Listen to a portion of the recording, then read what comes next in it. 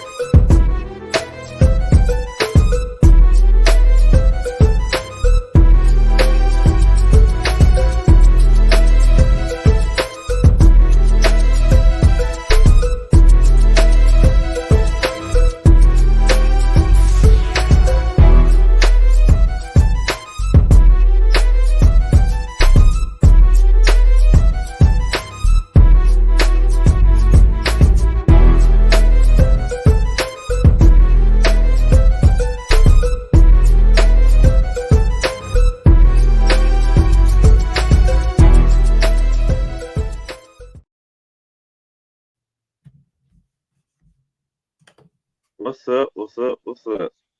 Welcome to episode 349 of a Red and Red show. Y'all catching us a little short this morning. No money, no coaches, old school Red and Red. Just us two probably today. And what we talking about? Well, not too much. It's been a slow sports week. So slow. Let me get this light on. It's so dark in here. Feel like it's Halloween, but it shouldn't be that dark. Anyway, what we got going on this week? Well, we got a lot of craziness in the NFL. Tyreek Stevenson, Anthony Richardson doing some crazy stuff. Injuries going on. Stephon Diggs. World Series recap. NBA season just starting off.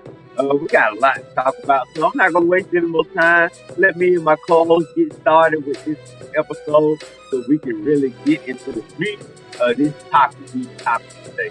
So, episode 349. Let's not get behind. Real, let's go. What's going on, everybody? Welcome to another episode of the Red and Rev Sports Show.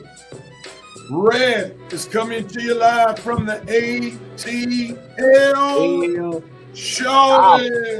Giving you real sports talk because we are real sports fans. We're real sports athletes who have what, Red? Real sports knowledge. So hang out with your boy Red in Atlanta and Rev in Coatesville, PA for episode 349 of the Red and Rev Sports Show. And pinch hitting for Coach, being our numerologist for today. Red is going to give us something. One, dealing with the three digits, 3, 4, and 9. What you got for us, Red? Well, Red, I didn't think I'd find something so unique that I could use in such short notice. But I did, because the number 34 or the number 49 is so significant. And in the NBA, we have 9 All-Stars who have wore the number 34. And they are Isaiah Ryder, Tobias Harris, Terry Cummings, Ray Allen, Paul Pierce, Charles Barkley, Greek Giannis Antetokounmpo, Hakeem Olajuwon, and one Shaquille O'Neal. That is 9 NBA All-Stars who have wore the number 34 at one point in their career. Episode 349. Blah! How you like that one, Real? That was pretty good. Pretty good, especially just learning that like 10 minutes ago. Yep. So that was pretty good. Yeah. So big ups to you, man, with that. Let's see who's chiming in from Revanite Nation. And this is a bit of nostalgia, Red, because this is how the show began, just me and you. Back in what, 2017, 18? Which year was it? Yeah, year after the Falcons was the Super Bowl, so that's 2017. Yeah. Well, actually, it was the year they went to the Super Bowl. Yeah. Well, the season, I mean, yeah, the year after the season, I guess. Yeah. It's the same thing, 2016 season. All right, gotcha. Well, we want to welcome Revanite Nation to the show on today. We see Revanite Nation likes this 11 o'clock hour, Red, because this is the most responses we've had at the beginning of the show in quite some time. They up this morning. They up. Not our 10 o'clock crowd. Okay. Well, I'm glad everybody woke up this morning. For sure. What's up, Brother Winston from the eye test? He goes and tell you all to smash that like button. Thank you, Brother Winston, for giving them those instructions and also tuning in. Good morning, Coach. We miss you on the show today. Praying for you on today and look forward to having you back on the show next week. Brother Nando, what's going on? He said, let's talk sports talk and hit that like button. I'm loving these guys talking about hit that like button. Thank you so much. The Prez has finally showed up for duty. What's going on? Hey, you been? Boy, Graham, we're going to have to call the Secret Service on this president. Where has he been at? Yeah, we appreciate you for gracing us with your virtual presence on today, Mr. President. He says, morning, guys, participate in the Naked Stingray Riding Rodeo in Willacoochee, Georgia. Oh, that's where Levita from the Steve Harvey Show was from, Willacoochee. Oh, man, Georgia. Okay. Yeah, you remember that show, the Steve Harvey Show?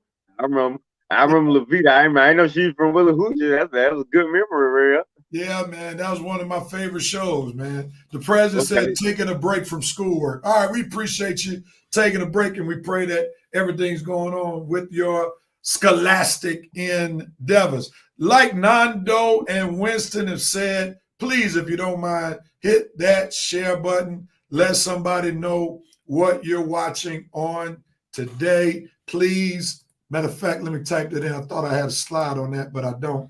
So please like and share. Please like and share. Yeah, I hate to bring up a bittersweet memory, but you brought up the Steve Harvey show. I don't know if you remember the young man who played on the Steve Harvey show, Merlin Santana. Yeah, I was living in LA. I was living in LA at the time he tragically passed away. And it was not too far from the area that he got killed in. It is not too far from where I stayed. It was around the corner. It was near Crenshaw Boulevard. So yeah, man, that was a very young up and coming actor, and it was sad to see him go. Yeah, I do remember Romeo on the show. Yeah, Romeo, his character, right. And Merlin Santana. That was his real name. Yeah, man, it was just unfortunate that his life was cut short, because definitely, like you said, he was a budding actor, and no telling where he would be today if he had not been killed. All right, with that being said, Red, is just me and you, brother. So let's go right into it with our dope note coat moments for this week. What are you doping on, Red? Man, it was so much going on this week. I mean, a lot of solo stuff and particular stuff. I can't believe I was writing some of this stuff down. I wish you could see the list I got right here. All right, but let's see. Who am I going to say is my dope moment? All right, I'll go with this one, man. Since it's two of us, we got to keep this show live. I'll go with the funny one. My dope moment goes to the referee who let the Kyle Pitts touchdown stand. Yeah, you good job, man.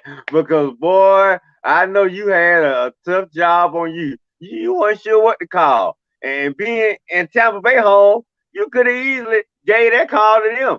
But I guess for some reason, the NFL and that referee decided Tampa Bay, y'all just ain't worth it no more. And the Falcons have something to play for. And thankfully, they decided to let that touchdown stand. Because once again, we got another moron who dropping the ball before they get to the end zone. And I might have more to say on that later, so I ain't going to talk too much. But dope moment to the referee who allowed the Kyle Pitts touchdown to stand, because you could have decided anything you want and nobody would have said one word. So thank you, buddy, because that right there decided the game. Thank you, Ref, so much. Oh, yeah. All right. I was very critical of someone last week on the show, or maybe week before. I don't know when was it. But let me give my dope moment to one. Bronny James with his career high 2 points the other night. He scored 2 points. As he went back to his birthplace of Ohio. Big up, Bronny. NBA Hall of Fame or Basketball Hall of Fame. Here, Bronny comes. Not, but big up to you, man, scoring your first 2 points. At least you can say I scored a bucket in the NBA. Ooh, yeah. Oh, my God. All right, Let me say, Red is not associated with these Bronny covers. What you say, Red? I said, Red is not associated with this Bronny covers. I don't Laker Nation think I'm hating on the poor kid. Oh, man, it's all good. Well, let me go back on my. I know it's still funny though. My note moment is kind of aligned with Red's dope moment, but I'm gonna give Malachi Corley my note moment on Thursday Night Football. Bro, you ought to be glad the Jets won the game, because you almost cost them a W against the Texans, disqualifying their first touchdown, dropping the ball before you get in the end zone. What is the reason why y'all keep dropping the football before you get into the end zone? Take the ball all the way into the end zone, then drop it. You're lucky the Jets wound up winning that game because you all, as a team, are scratching for W's, and it would have been a crying shame had you all not won the game just because you couldn't carry the ball over the goal line and then drop the ball. So you're lucky, but you're still getting my note moment for this week. Oh, come on! Red, what are you noping on, sir? Let's see. Who am I? Okay. I'll note where I'm pretty sure Coach would have noped on this had he been here, but I'll go ahead. I'm noping on the Yankee fans who tried to rip the ball out of Mookie Betts' glove. Dude, what are you thinking? And what's going on in New York where the fans think they have so many rights that they can officially affect with a World Series game? You are literally trying to break the wrist of a player that's trying to do his job, trying to catch a foul ball. And once again, we got entitled New York fans that think they can do whatever they want to do because they the Yankees and nobody else aren't. Man, please. Not only should they have been banned from that game, they should have been banned from that stadium and all MLB games. And like I said on my page, had that been two brothers, say it, that had been Freddie Freeman going in the stands and two brothers messing with Freddie and it affected him with the ball, I promise you, those two brothers would have been kicked out for life. Probably been banned from every MLB stadium for life for that one little incident. But of course, when it's two Europeans, we all have to sit back and negotiate and think about what we're going to do. It is straight BS, and something more needs to be done about it than just them banning for one game. But I'm glad they were banned. But a total note moment to the entitlement and the disrespect that those Europeans have for one. Mookie Betts are just athletes, probably minority athletes in period, just doing their job.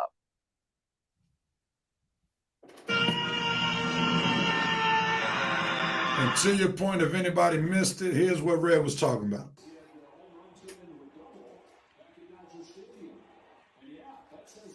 Dude grabs his glove.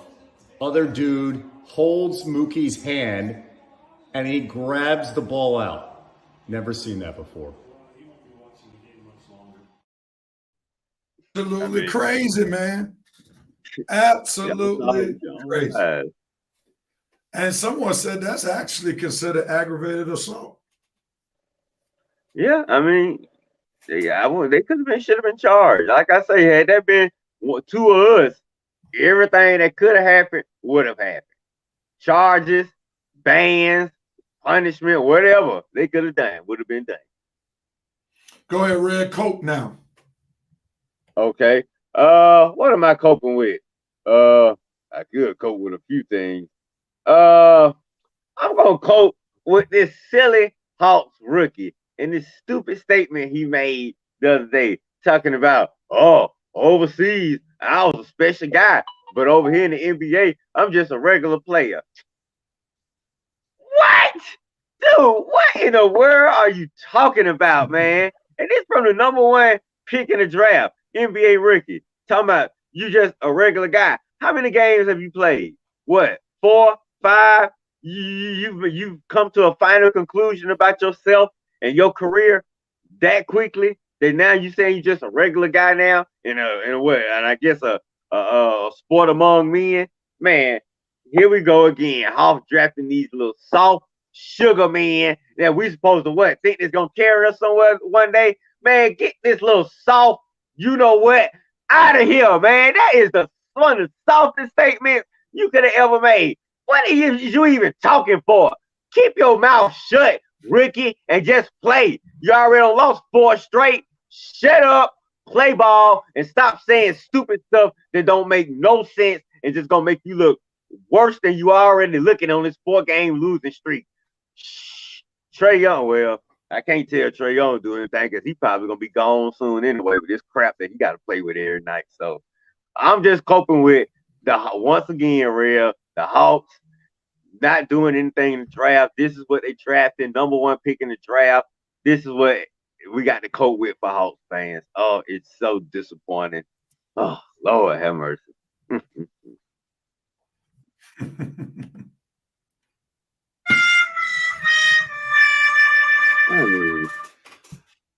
All right, man. Well, I'm going to cope with the fact that the Chicago Bears lost a game they should have never lost. Lord have mercy. How do you lose on a Hail Mary play? And then you lose because one of your players is engaging the fans while the play is going. I've got some clips trying to take this show to another level. First, let's see the Hail Mary. Then I'll show you another clip where the guy, matter of fact, you all know the Hail Mary. Let me just show the clip of the guy and what he's doing.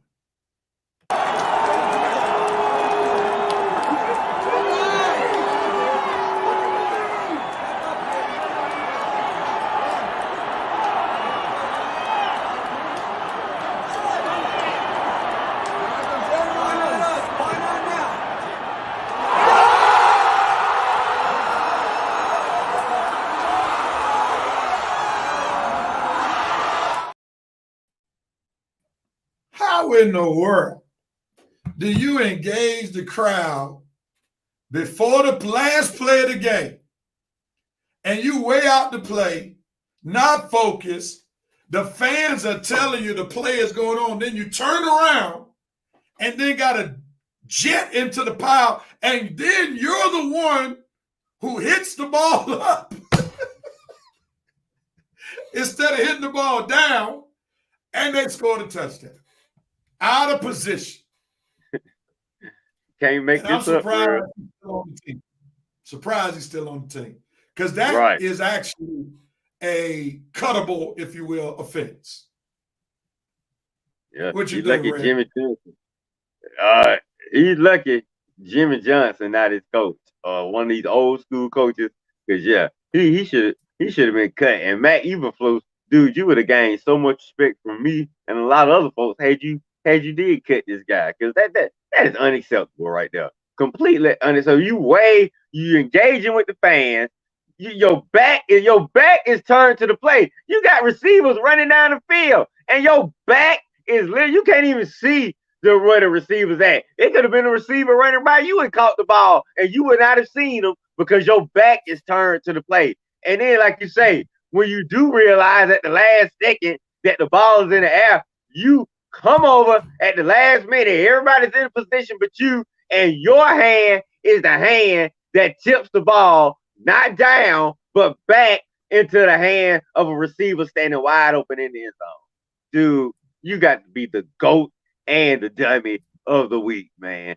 Tyreek Stevenson, dude, you should not even be employed today.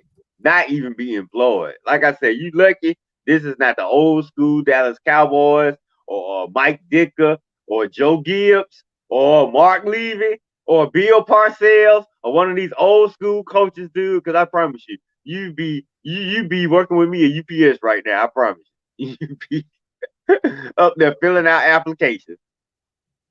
Lord have mercy. All right, we're through with Dope Nope Cope. We got to see what the Revenite Nation is doping, noping, and coping on. Let's see what they're talking about. They're alive and well. Let's see what we got. All right. The Prez is in the building. VP, time to slam the gavel. He's not here, so you had to slam the gavel. But nevertheless, the president's noping on dear NFL players. Get the ball across the goal line before you decide to drop it, or the NFL will stand for not for long will your career last. I know that's right. The president's doping on Freddie Freeman, on fire in the World Series after the year. He's had well-deserved accolades. Yeah, his son had a major health scare, and for him to be able to perform the way he did the same year, he had to go through that turmoil. It's just a phenomenal thing. Anthony Core, what's going on, man? Tampa dope for not having the right amount of cameras. That's how that Kyle Pitts touchdown was sustained. Nando Dopin, the new Indiana Fever new hire, Stephanie White calling it now. They will win the championship next season in the WNBA. I ain't even gonna lie, man. I'm a little disappointed they fired the other coach. She wasn't a bad looking white woman, even though I don't get down with the swirl, but she wasn't too bad on the eyes, I will admit. But Stephanie White, Ray, you know anything about her? Other than the fact she was an analyst last season, and now they bring her to the coaching rank, so we'll see. All right, I'm not I learned a little bit more about her. Yeah, I'm not as entrenched in WNBA nuances, so I got to do some research now that I actually tune in to the WNBA. Now I'll start learning more about the key players in the WNBA, not just the ones on the court, but the ones on the sidelines, as well as in the team's general managers' offices. So we'll see. The president is doping on the Colorado Buffaloes are making noise. People will turn up their noses at the schedule, but it's not their fault. And surely Dion needed a win. So I ain't mad, especially after the brutal beating that his team took last year. The W's are good, and that probably help him get to another destination if he chooses. Anthony Corr says, when Bronny takes his talent to Charlotte, you won't be. He can take it to any 32 team, any other 32 teams, and it won't matter much. I guarantee you that. Ray, you didn't get excited about Bronny's 2 points? Nope. Especially when we lost. That was in the game we lost. Not only did you lose, but you got blown out against Cleveland. That's right. That's the thing that makes me laugh about the 2 points. The president is Nopin, the Chicago player, jawing with stands, then goes over and tips the winning TD to Washington. I bet his head turned into a lollipop, and it said sucker. No doubt about it. Anthony Corey, Nopin on the Falcons, not addressing pass rush and the dude during the Ravens game, taunting. You meant the Bears game, taunting the crowd and gave the other team the win on the Trae Young assist. Nando is Nopin on the Yankees, lost the series. I called 4-1 LA last week, but they got swept right. Okay. Did they? No, they didn't get what had the gentleman sweep. Yeah. Nando said the look on the feminist WNBA faces when Caitlin Clark wins the chip next season, they will be punching air. Anthony Corey coping with the Hawks got vitamin deficiencies, can't keep healthy. Anthony Corey said, nah, that was a language barrier. He French, he a lover, not a baller. President said, I saw that talk last week, but I'm riding with Rev 100%. The father-son moment was trash can. I get it. It's good for ratings, the public relations, and the like, but everyone is missing the basketball context. To compare that with the Griffies is insulting. And as they would sing in church, amen. Bro, the coach is saying never lost, a LeVar Ball reference, and that was the Commanders game. Yep, no doubt about it. All right, thank y'all, Revenant Nation, for dope, nope, and coping with us. And again, if you don't mind, please like and share this broadcast. Let somebody else become a part of Revenant Nation. And Coach gives us context for Stephanie White. Says Stephanie White was the former Connecticut Sun coach. Now, did she get fired because she wasn't productive, or is she coming from the Connecticut Sun over to the Indiana Fever? Coach, give us some context if you don't mind. Give us some context because, again, the last Fever coach, they played good basketball by the time the season ended. So I don't know what all the disdain was for, but I don't know. Nevertheless, it's all good. Let Caitlin decide she wanted to do coach. Well, obviously she did, because Caitlin, she's at the point, Red, where if she chose that the head coach was going to stay, she's going to stay. Right. But so obviously Caitlin Clark said, I need to have another voice to listen to when the season starts. So Caitlin was fully on board on what took place, because she is the cash cow of not only the Indiana Fever, but the WNBA. All right, Red, man, let's go to these college football picks. There should be some games kicking off in the next 20 minutes, so let's get into it. You all know we got to put our standings up. So let's see where we are with standings. This is college football. That's right. So,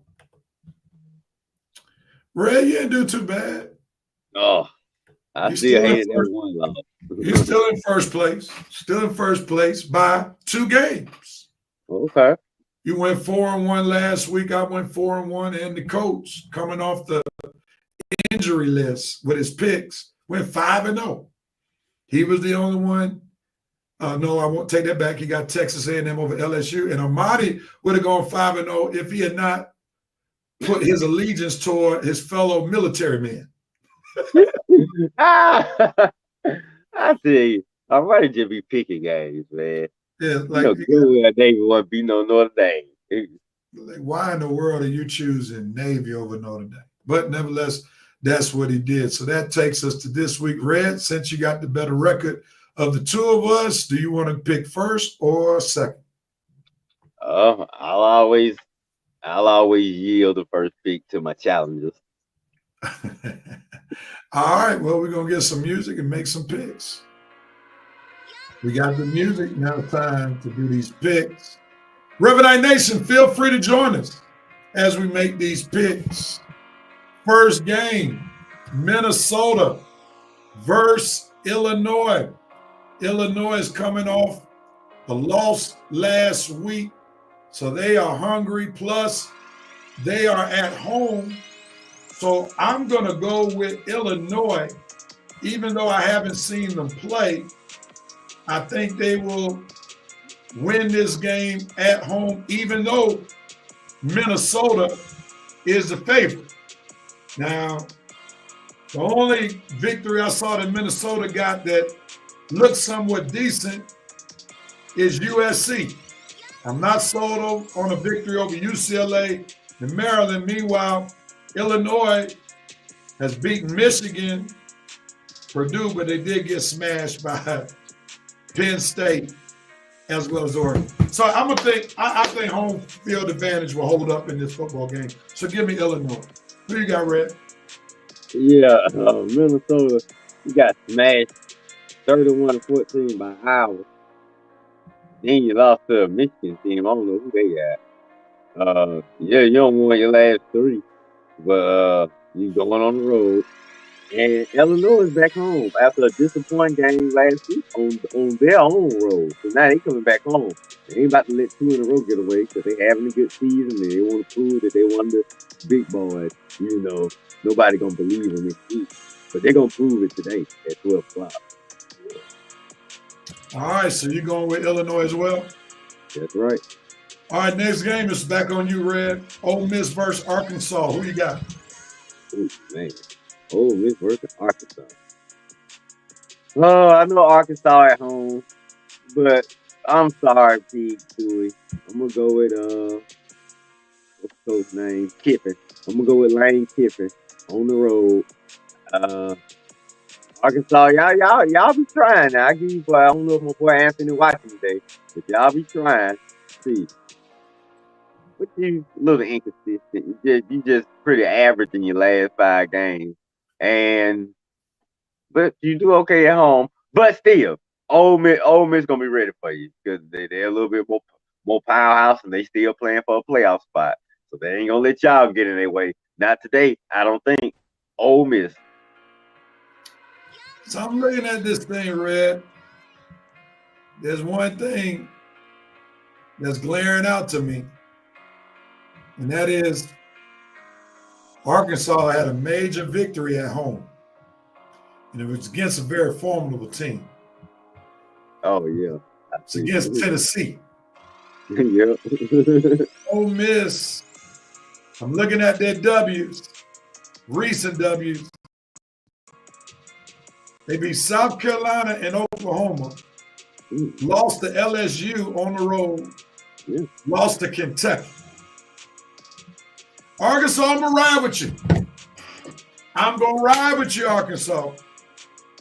I know this is a must-win for Ole Miss if they plan on having any chance of making the 12-team playoff. But Arkansas, you beat Tennessee. I think you're the more physical team over LSU. I'm sorry, over Ole Miss. So I'm going to go with Arkansas to beat LSU. With that being said,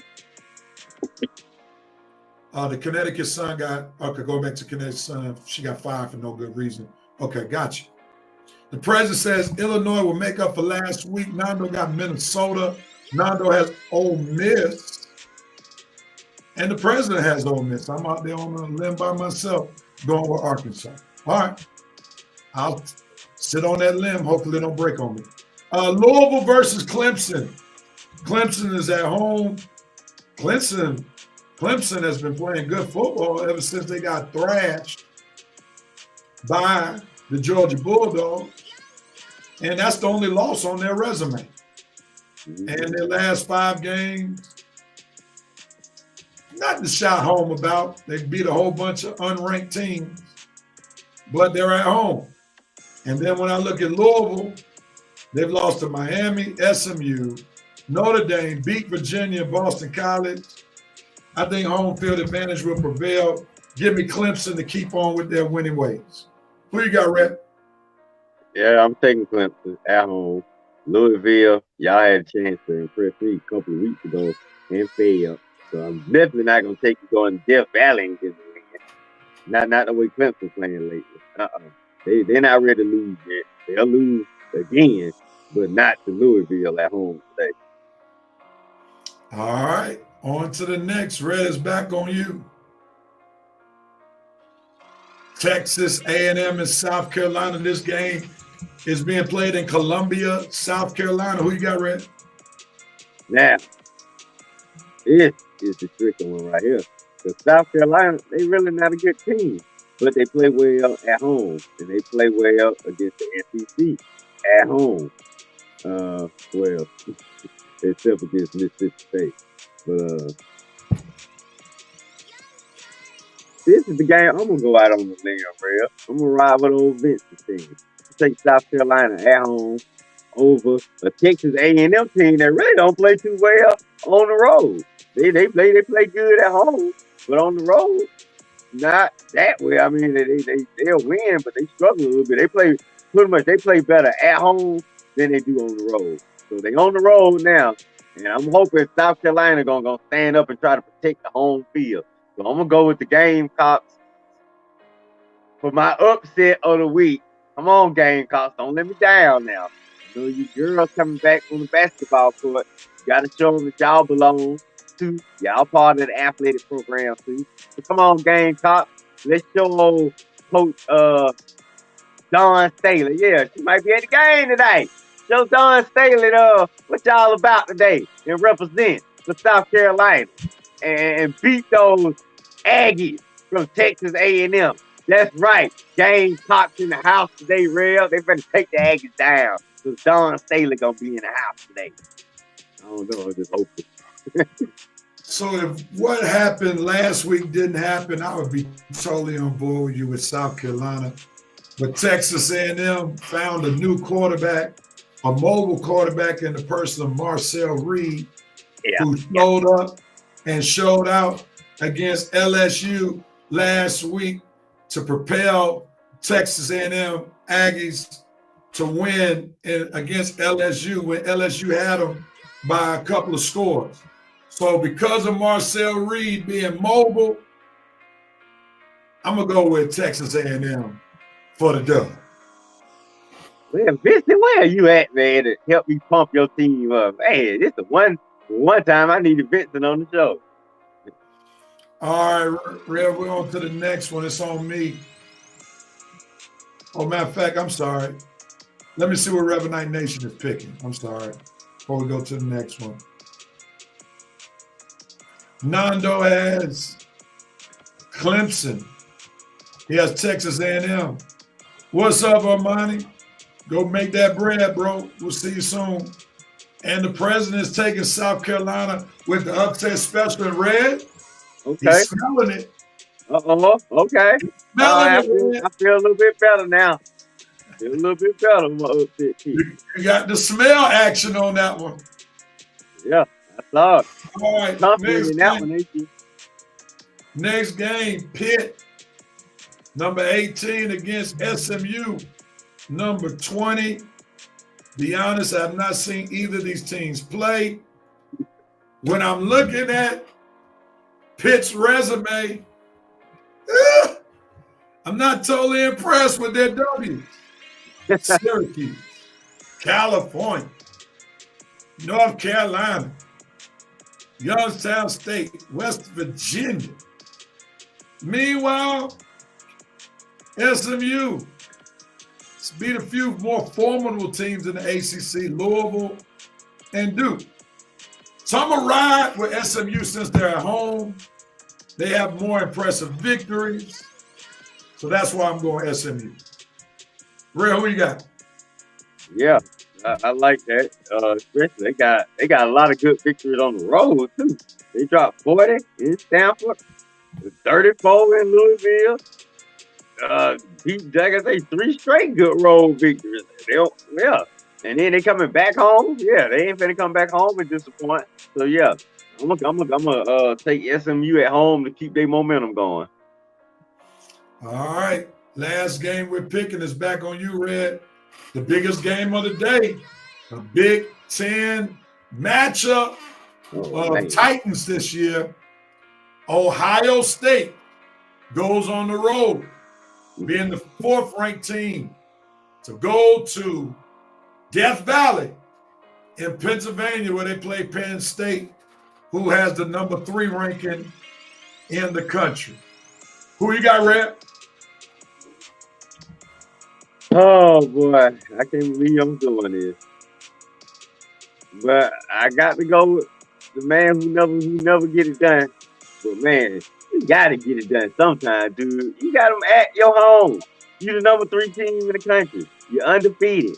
I mean, frankly, if you can't win this game, now, dude, you might need to get fired because what good are you? I mean, what's the point of having all these victories against these cupcakes when it's really time for the big dogs and you just keep completely choking up every time? But this time it's gonna be different, Real. This time, Franklin wins a big game at home against a ranked Ohio State team because that Ryan Day, they just too cocky sometimes for his own good. For a man that ain't never won nothing, dude, you're a little too cocky. And some tell me he gonna take that cockiness in the whatever. This might be Death Valley too. There's so many Death Valleys in college.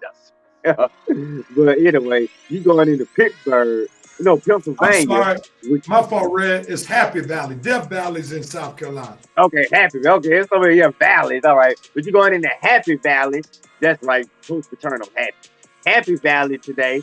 And I'm telling you, you're going to bring that same cockiness and entitlement. And I'm thinking Franklin, they're going to be ready for you for once in his life.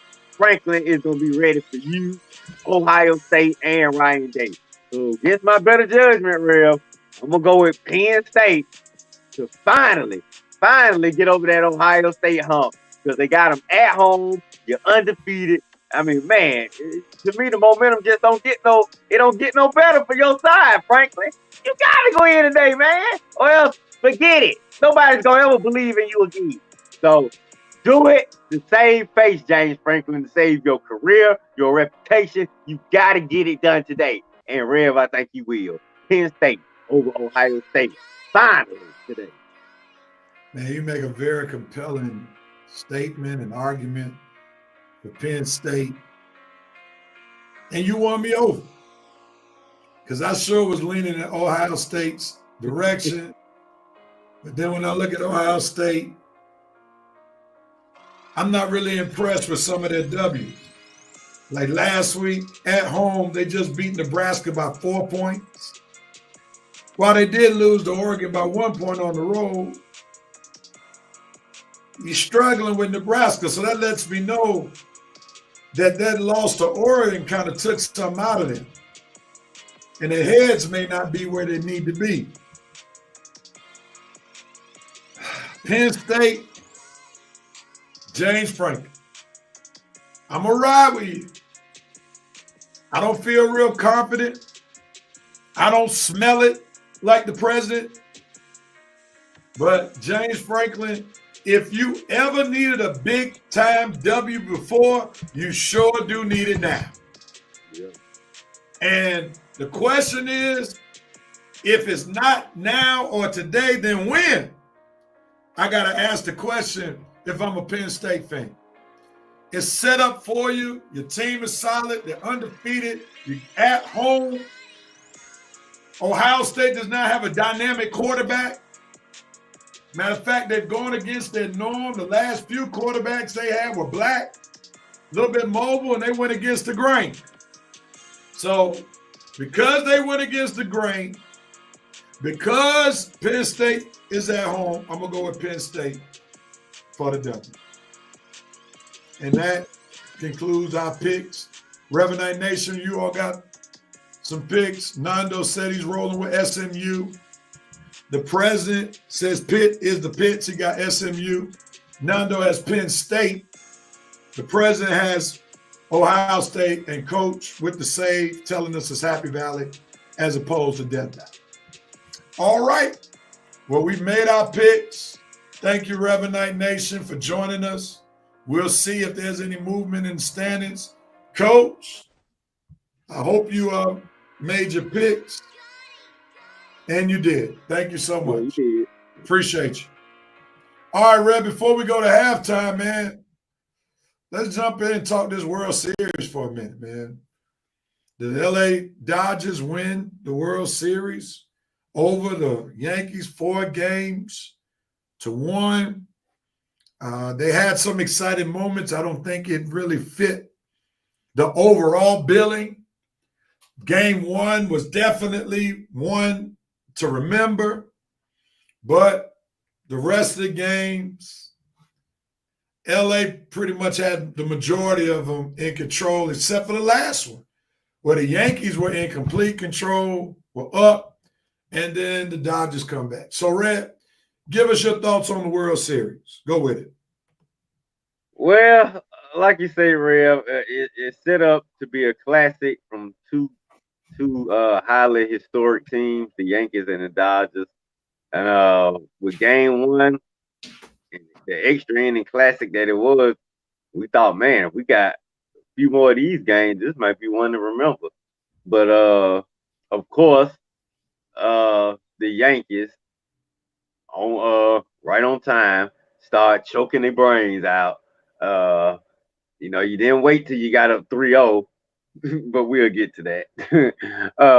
But like I say, the Yankees had Game 1, and you let it get away with Freddie Freeman, of course. Bam, did the old Kirk Gibson on you, and he did it the whole World Series. So I remember I said, Rev, last thing I was talking to you last week, and I said, Rev, we'll see if that Freddie Freeman moment will be a moment that'll stand the test of time, or will it be just one game? And it turned out to be a moment that's going to stand the test of time, because we aren't going to ever forget Freddie Freeman's domination in this World Series. I told you his performance in this World Series might have just clinched his spot in Cooperstown. We never gonna forget it. Like I say, he's been one of the best first basemen throughout his career. Maybe not at the start, but at one point in his career, he was looked at as one of the best first basemen in the game. He's won an MVP. Now he's won the World Series MVP, multiple All-Stars, multiple championships, Hall of Fame. Freddie Freeman is loaded. So, like I say, they took that momentum from Game 1, and of course, Game 2, Freddie Freeman. Game 3. Like I say, they took the momentum to the first 3 games, and they was up 3-0. Then the Yankees went home. They had to get one to save themselves from a sweep, and then it looked like they was about to get another, and the series was heading back to LA for the final 2 games. And then, right on time, the Yankees were right when we think, okay, they good, y'all. The Yankees have finally found their mojo. We're going to have a series again. Nope. Not when that 5th inning came in Game 5. Oh, man, that's fitting for you. Game 5, 5th inning, a 5-run lead, and here come the Yankees blowing a 5-run lead in the 5th inning, and it starts out with Aaron Judge choking his brains out once again. Can't even catch a simple fly ball. Okay, then you had another base running blunder on the third base. Let the guy get to third base. And then the ultimate choke job of all, the doggone pitcher, Gerrit Cole, fails to play defense on first base. Gerrit Cole, where is your mind at? Brain fart? The first baseman playing defense, look up, ready to toss the ball. Woo, we got out the inning, y'all. No, you didn't. Because your pitcher, your all-star, $300 million pitcher, Gerrit Cole, is standing on the mound, twiddling his thumbs, not playing defense. So you don't get the out at first base, and you don't get the out no time soon because you give up 5 runs in the 5th inning. You blow a 5-0 lead to let the Dodgers come back and win Game 5, 7-6. No more World Series. Goodbye, Yankees. Good night, New York. It's been good. And that's the way the party wraps up, Rev. Dodgers win it in 5 games, a gentleman's sweep. Freddie Freeman, the MVP. Shohei Ohtani finally got him a ring. He needed a ring. I'm glad he got one. But like I say, Freddie Freeman just put the Dodgers on his back pretty much and carried them to another championship. And as a former Braves fan, I can't believe it. I'm really not hating on Freddie Freeman moment. I mean, he won a ring for my team. He did what he did, and it was nice to see, like you say, with all the stuff he went through this year, to see him have those good moments in the World Series. I can't wait for the Netflix special because it's gonna happen. The Freddie Freeman magical season, but it was definitely something to see. But I'm not a fan of either team, Dodgers or Yankees, so I can't really celebrate it that much. But it was good to see Freddie Freeman have some special things happen to him. All right. Well, I think you said a lot about the World Series at hand. I'm not going to belabor the points that you've already made. I would just say, Freddie Freeman showed up from Game 1 all the way to the end, and it was no doubt that he was going to be the MVP. And I think, to be honest, he had already solidified his space in the Hall of Fame because he had won one with the Braves. And for many of the Braves' recent run before he left to go to Los Angeles, he was like the captain of the, different divisional titles that the Braves won. So, like, if Chipper got in, even though Chipper was probably more dynamic than Freddie over the length of his career, with one World Series, Freddie Freeman having the Braves DNA, also having the right skin color, was going to allow him to just get off in the Hall of Fame off that one World Series. And now it's not even a question.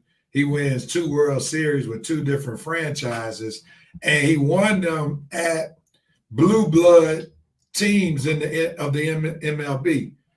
The Dodgers and then the Braves would be a blue blood as well. So you can't get any better than that. So we already know Freddie Freeman is a Hall of Famer.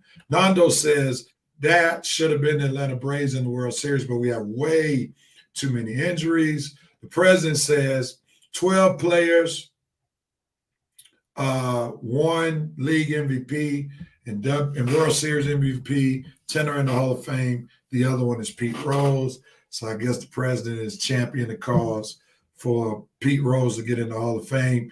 And Coach, I'm not going to put this comment up, but in the chat, somebody's looking for you.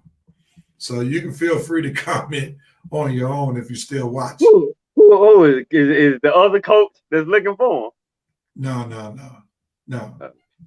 No. Somebody is looking for Coach. You can look in the feed. I ain't going to put it up on the screen.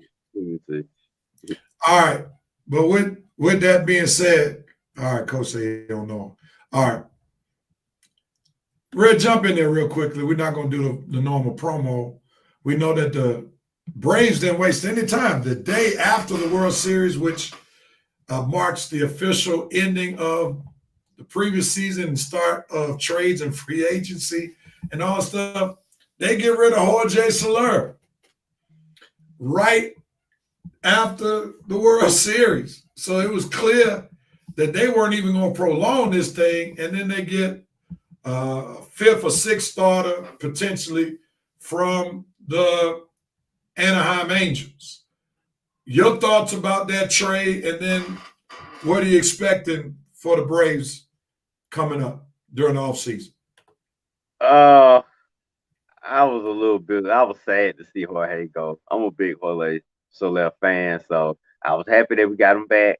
But I kind of understand. I understand why we let him go. I was just still sad to see him go because I never wish we let him go in the first place.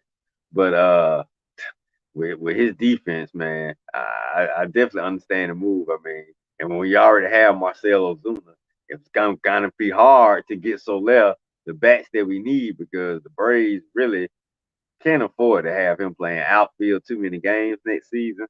I mean, his bat is good, but his defense is atrocious. So I understand then the salary. Then we got him for 2 more years too. Just can't have him sitting on the bench for 2 more years waiting for Marcell to retire. So I understand why we made the move. It's just still sad because he's one of my favorite players. I mean, World Series MVP. You know, guys like me and Rev ain't gonna never forget that moonshot home run that he hit against the Houston Astros. So it was just sad to see him go once again. But I understand the move. Now I hope the pitcher we bought back, I hope he's effective because if not, then I'm really gonna be like, you probably should have held on to him for a better deal or at least a better player. But that being said, if the pitcher you got for him is effective at all, if he helps us on our road to another playoff run next year, then I'll get a move a thumbs up. Right now, I'm just in the middle and a little sad and bittersweet that Jorge Soler is gone again. And Rev, you said you want my thoughts on the future, where we're going? Yes, sir. Yes, sir. Okay. Well, a guy who I do think is on our radar, who we possibly can get. I know, Rev, this might make you happy because I know you were hoping that we replace Orlando Arcia. Well, I am hearing that Willie Adames, I don't know how you pronounce it, Willie Adames, Adames, they get a shortstop from the Milwaukee Brewers. That guy right there.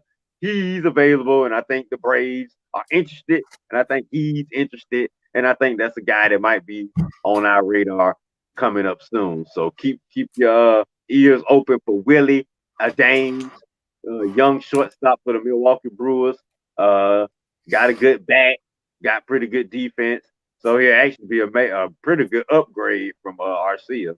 So if the Braves can add him to the lineup, that'll be a thumbs up.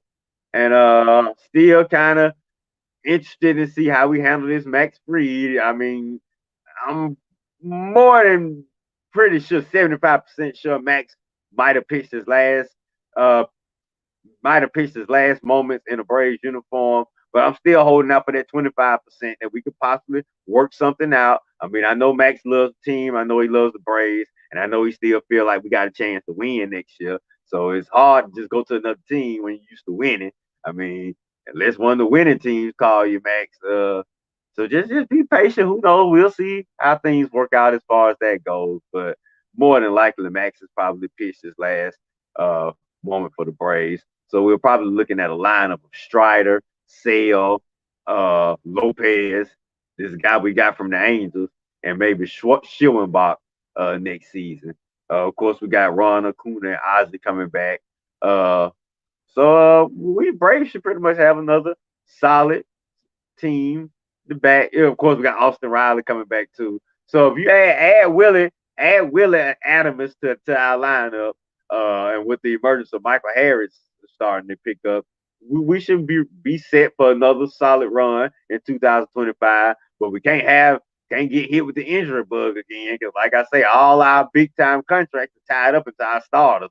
So if anybody go down, we gonna be looking like we did last year behind the 8 ball again. So hopefully we'll have better health in 2025. And I think if the health is better in 2025, playoff run and our season will be better. So, we'll see where we stand on the Willie Adames pickup and see if AA is probably gonna maybe add a few more bullpen arms, but other than that, other than Willie Adams and this Max Fried situation, I don't see us being that active in free agency because, like I said, we pretty much know all our starters are set. So we'll see what AA Alex has up his sleeve. Rev Alex is so shrewd when it comes to free agency. You never know what move he might have up his sleeve. He might make a move that we're not thinking about right now, and then we'll look back like, man, real that was a good pickup right there. So we'll see. But for the most part, I think Willie Adams, couple of bullpen arms, and the Max Fried situation is definitely the top offensive stories, off-season storyline. All right, brother. I like what you said about the Braves having another shortstop on the radar. We can't go into next year with Orlando Arcia. He's a utility guy. He's be great. Bring him off the bench. If we have injuries at shortstop, second base, like we have with Albies, we can insert him. He doesn't need to be playing every day. He's not that kind of dude. Also, I think he can play in the outfield if need be. So that would be a great player to have coming off the bench, but not starting every game. So I'm hoping that's the case with Orlando Arcia. And I've read that this Dames guy from the Brewers got power. So if we got another power back to the lineup, that would be great. Also with the trade of Soler, that suggests to me that Acuna is on schedule to be ready for next year. I hope so. Well, he was with the team at the last part of the year, so I did see him hanging out with the team. So I'm assuming he's out of the rehab part. Yeah, so I'm thinking that's a good sign if you're gonna get rid of Soler, because if Acuna wasn't gonna get in, if he wasn't gonna be ready until like mid-season, then you still gotta hold on to Soler. Right, that's a good point, Ray. I wasn't even thinking that. You're right. Yeah, we definitely would have held on to Soler. Got to have a bat. And if Acuna not gonna be ready to mid-season, why get rid of Soler when you could just trade him once Acuna returns? For sure. Soler is that guy. You can always trade a Soler because his bat is always gonna be needed somewhere. Right. And shoot, he might wind up before this contract ends back with the Braves for the third time. Who knows? We'll see. You can bring him back once Marcel retires. Yeah, because we're gonna need him then. Long as we're not asking him to play no outfield. Cause boy, I think I would have put my nephew in the outfield this. Boy, and your nephew is how old? 8, 9. He's not better than the 8th grader, 8-year-old rather, out there. Yeah. Lord have mercy. All right, man. Well, we're gonna pause right there. That's halftime of the Red and Rev Sports Show. We've given you some good sports talk so far, and we look forward on the other side talking some NFL football, some NBA basketball. So hang out with us for one more half of the Red and Rev Sports Show, and we'll be right back.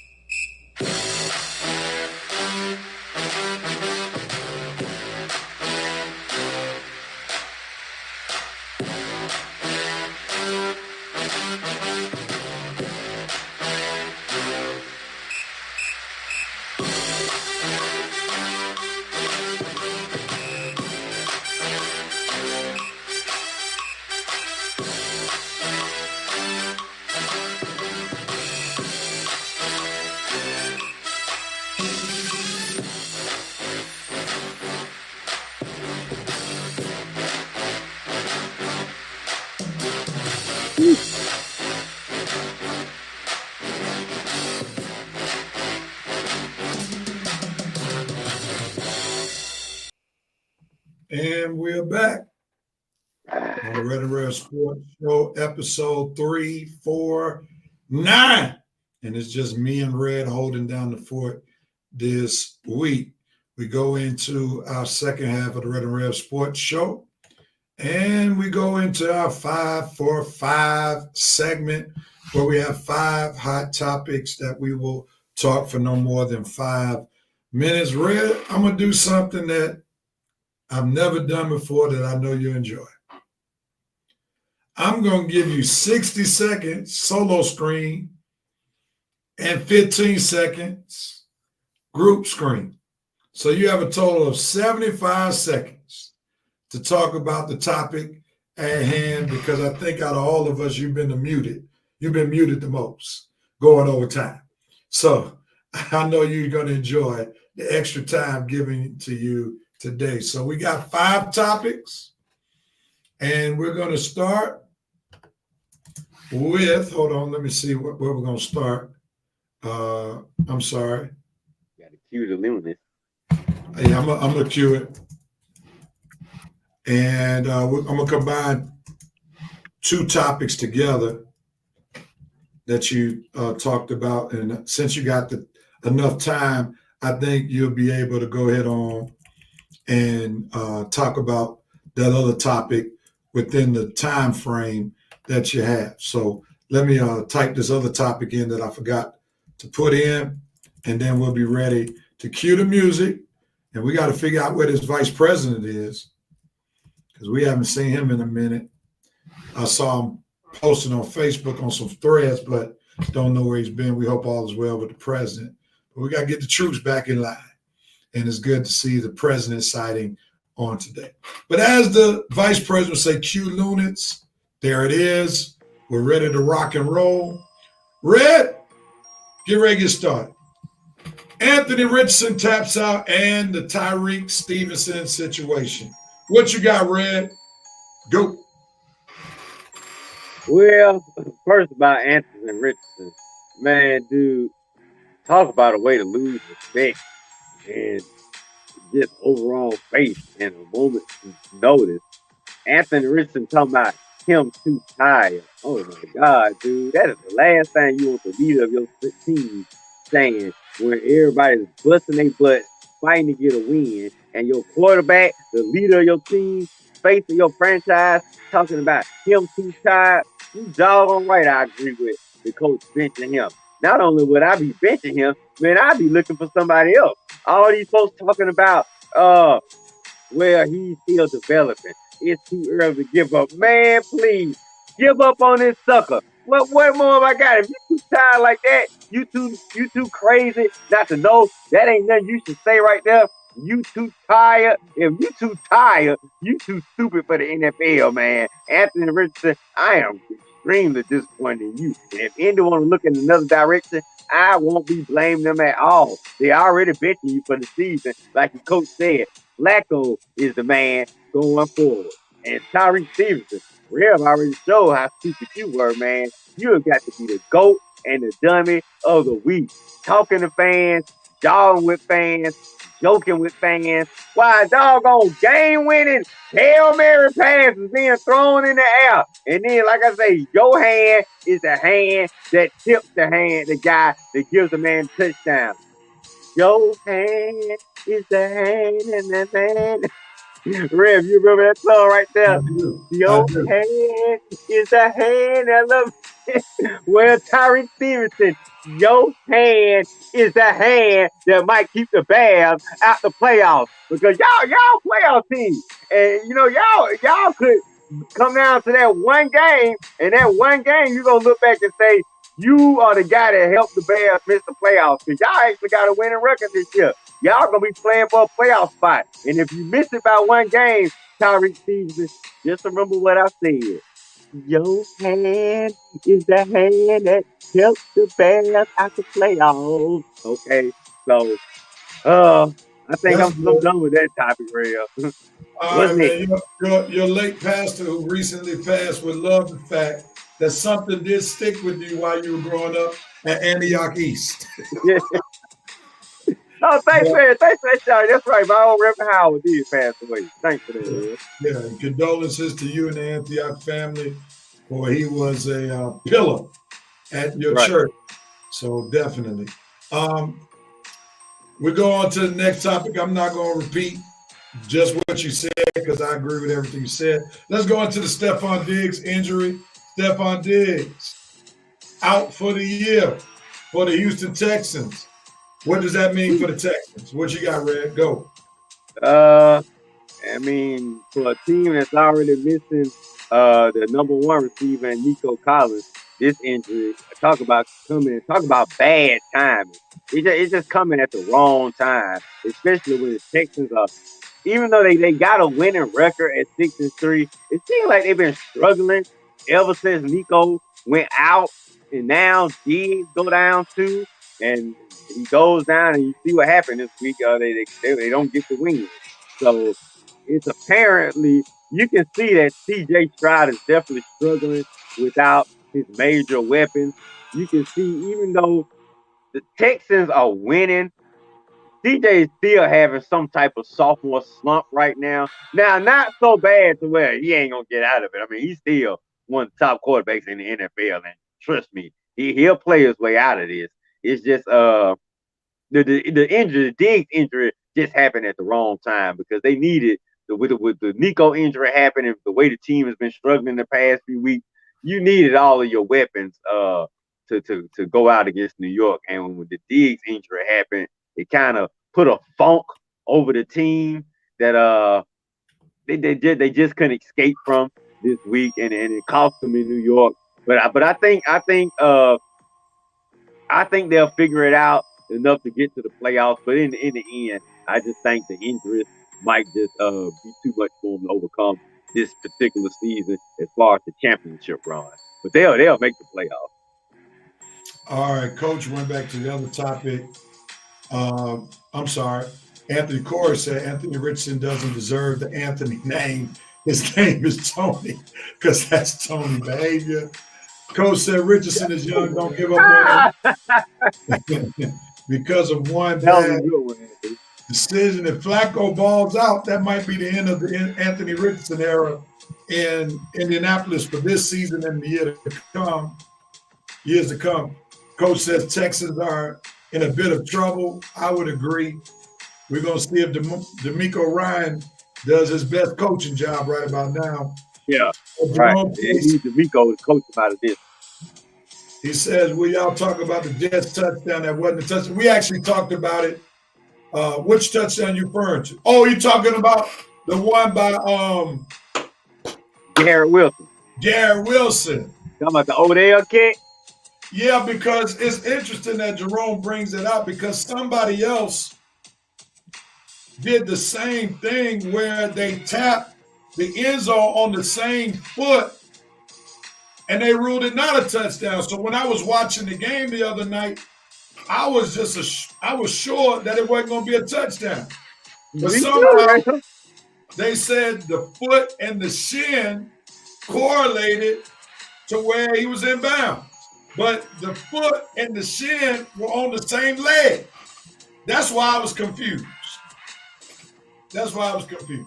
But nevertheless, we gave it to you for just a second, Jerome. And Stephon Diggs' injury. The good thing about the Texans, they're in a pretty weak division.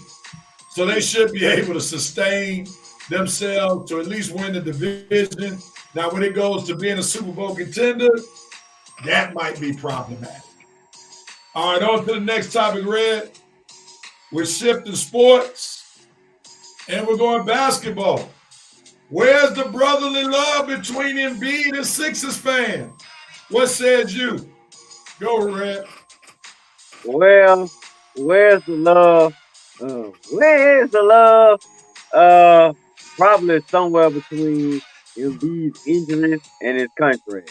I mean, look, Embiid, this is what happens, man, when you get the big money, man. I mean, you have injuries, you got the big contract, there are going to be fans speaking out when they feel you sitting out.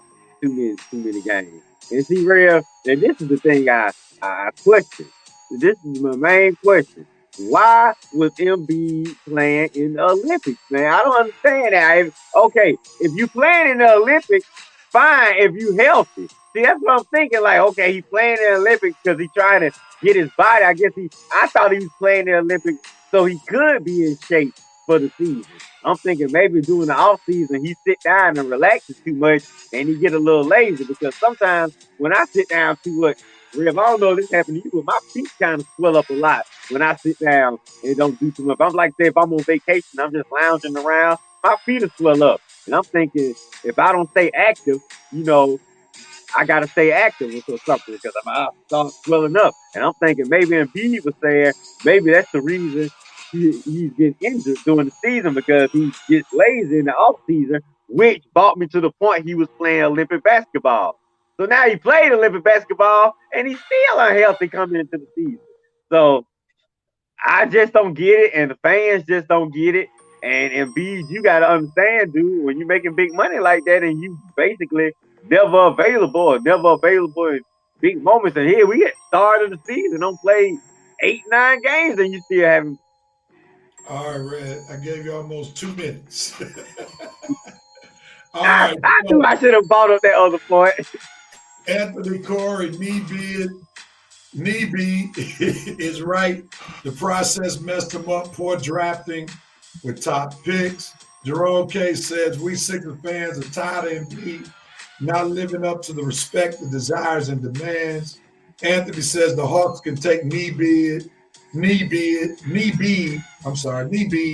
and Sixers can take Clint Capella. I don't think the Sixers want Clint Capella, for sure. But I love that Nick there. That's all he does is tips and alley-oops and stuff like that. But I'll just chime in real quickly. Embiid didn't do himself any favors because of 2 reasons with the Sixers fans. Number one, you can't choose to play Olympic basketball and then not be ready for the regular season, knowing that your knee is already shot.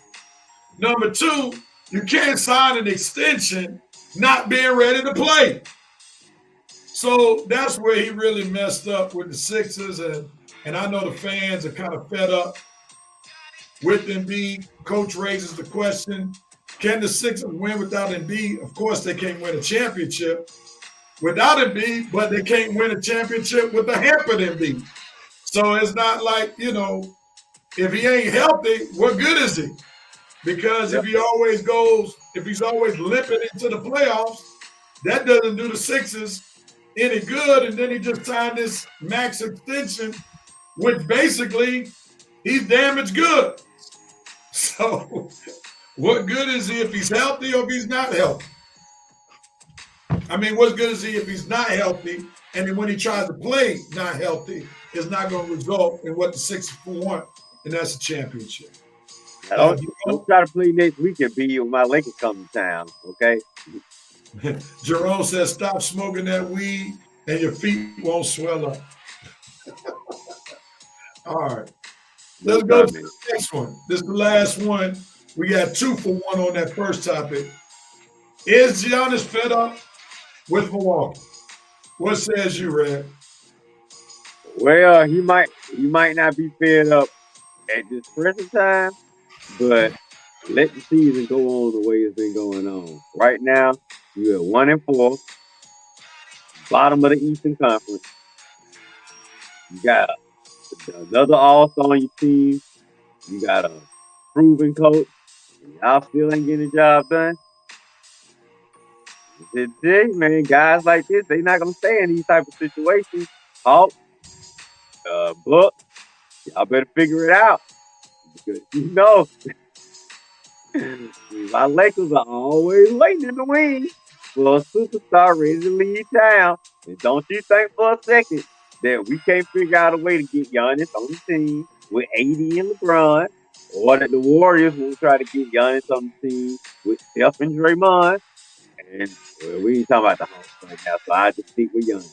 Don't think for a second, Bucks fans, that the Lakers and the Warriors won't come calling for Giannis if he even signals he wants out. even give us the hope that we could get him. Well, we'll be making moves so fast to get rid of players. Hey, D. Russell, you better hope that Giannis don't say he want out because you're gonna be the first player out the door. You're gonna be the first player if Trae Young out say he want out too, D. Russell. But anyway, just sticking with the Giannis. All right. He's not fed up, but he'll be fed up. They keep losing like this. Anthony Corey says Hawks will take Thanasis and Giannis. Jerome K says, can you say Doc Rivers that Gianna has turned into a diva? Going back to Embiid, Alexis Hill said Embiid should not have played in the Olympics, that's for sure. Let me just go back to this Giannis situation. I had a chance to watch the Bucks play this week. Giannis is part of the problem. Like, you can't shoot 50% from the free throw line and stay in games. As much as he has the ball,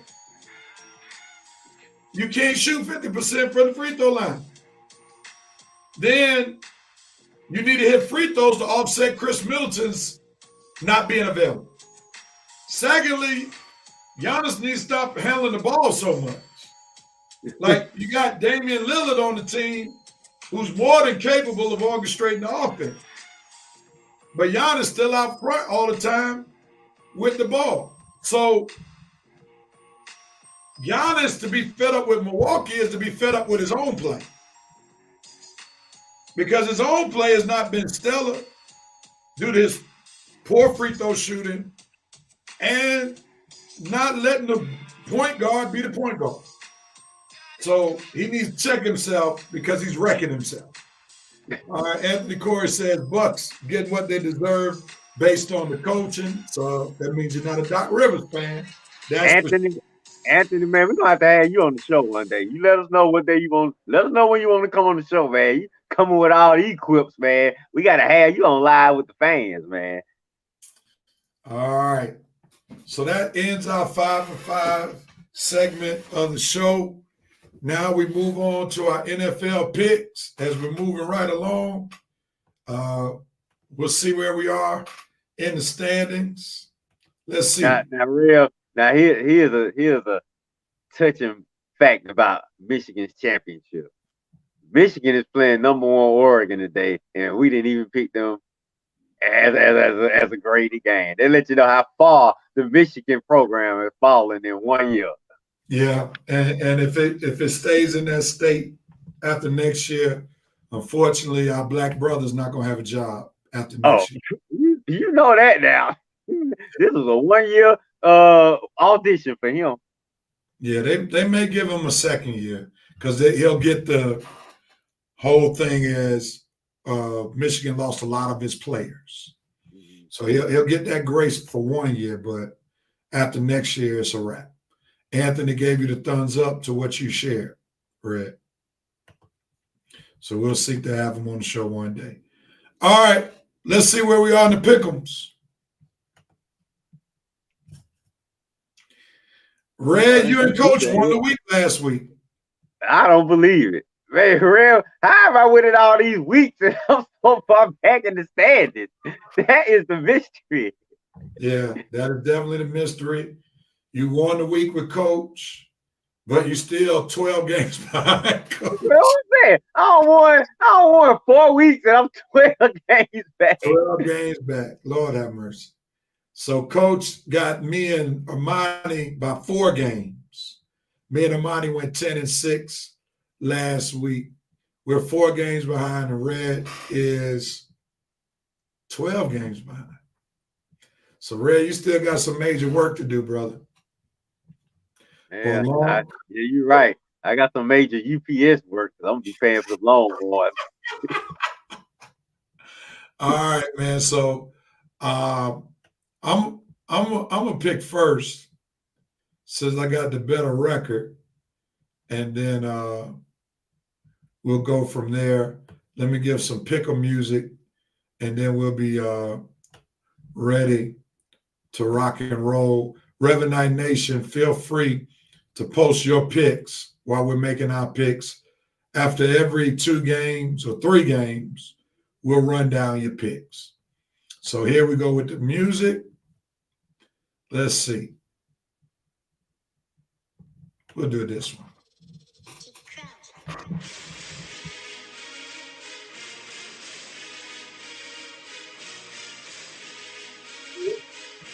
All right, here we go. First game of the week.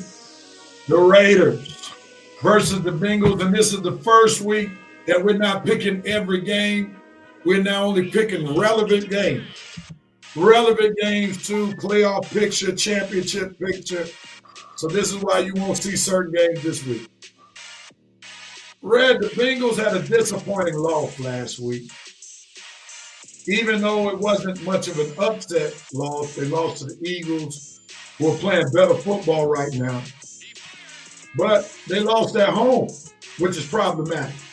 But nevertheless, I think they bounced back, beat the Raiders, were struggling on offense, who basically gave up the season when they gave up Devontae Adams to the Jets.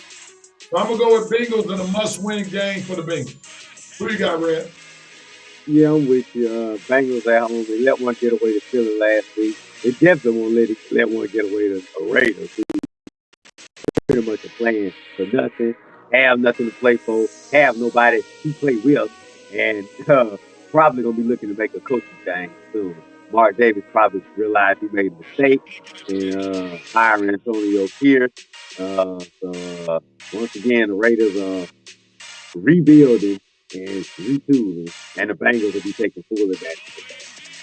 Red, look, before we go on to the next game, now that I got this upgraded version of X membership, found this moment last week between two tight ends, one being Brock Bowers. Georgia, one of the best tight ends or players ever come through Georgia. They had this tight end moment. Let me pause the music right quick. But I thought this was a pretty good moment for Brock Bowers that he can hold on to. But he's getting some tight end love. Absolute animal, man. Happy as hell for you. Keep doing your fucking thing, man. You already know I'm gonna shoot my jersey to your locker room, man. We gotta get one for tight end. They're Georgia Bulldogs.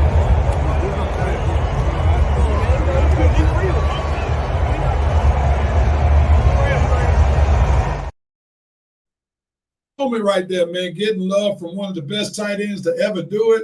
So that shows that Brock Bowers has already gained the respect of his peers in the NFL. So big ups to Georgia's own Brock Bowers getting love from Travis Kelce, arguably the biggest name in the NFL right now, not only because of his play, but because of also who he's associated with when it comes to his love life. So big ups to that. And keep in mind, Real, we didn't see Travis trying to take pictures with Kyle Pitts after his game.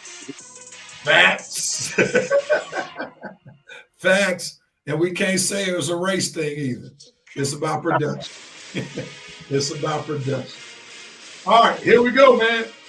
Next game, Red, is on you. Chargers versus Browns. Who you got? Believe it or not, man, I am drinking the Krabby Kool-Aid, at least for another week so much. The Bengals are a different team when they actually have a quarterback that can play.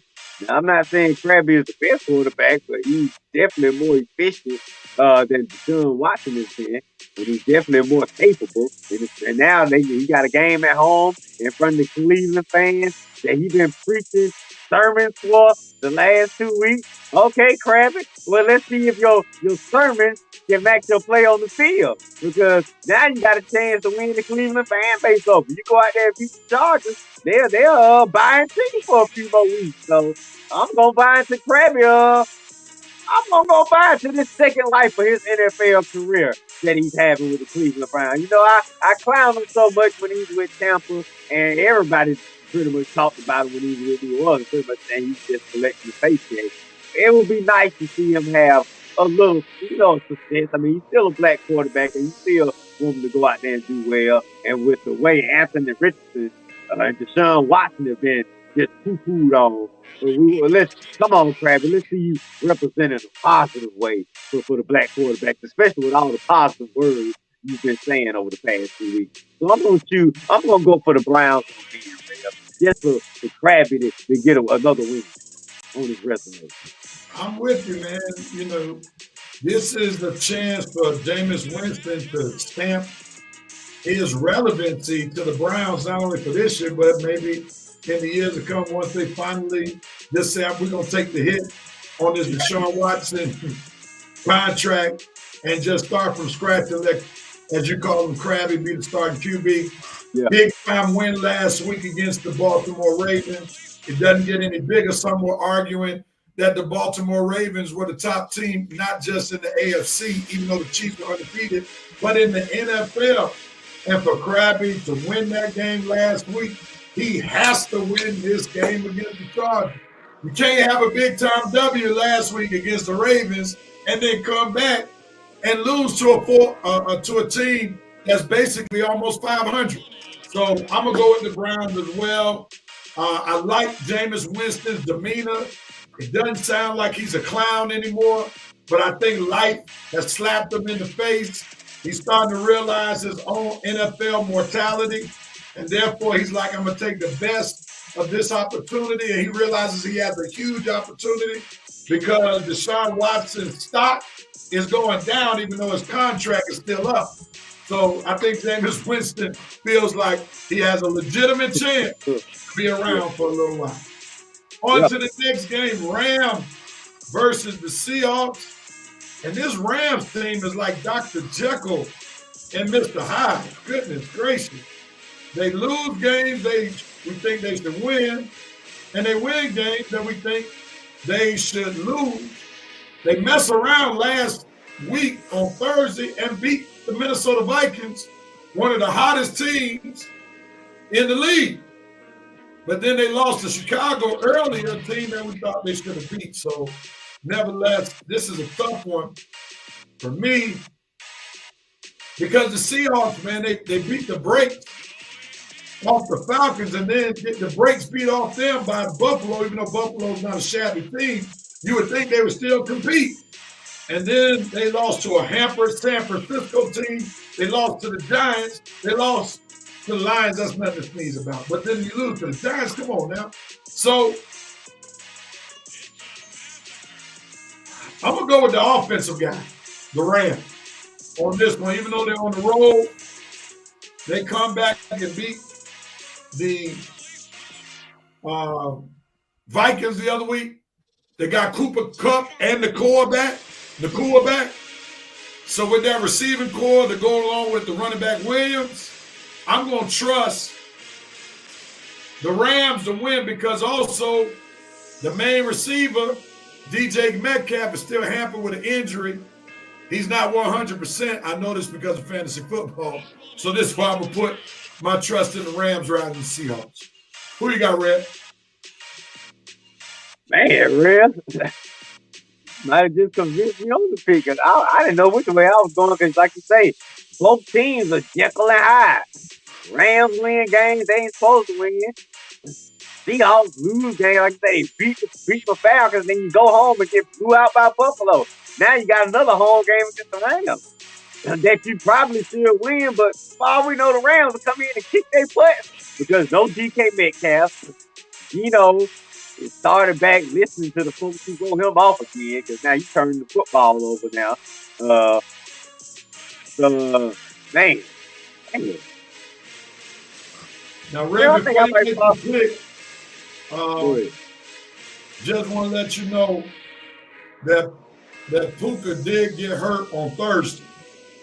They didn't roll him out yet. They didn't roll him out, but he did get hurt in practice on Thursday. That's what I was saying. I was saying, you got Puka. I thought he was playing. I know that because he's on one of my fantasy teams. I was trying to get him on the other one, couldn't get him. And now I don't even know if I got to sit him because he's questionable. So that's why I say both of these teams so up and down, man. And I can't even say the Seahawks have home field advantage because they was at home last week and got trounced by Buffalo. So, man, I think I might just go out on that limb with you. I'm just going to take the Rams. Let's see if the Rams on the winning streak. They don't won the last two. Let's see if they keep their winning streak going.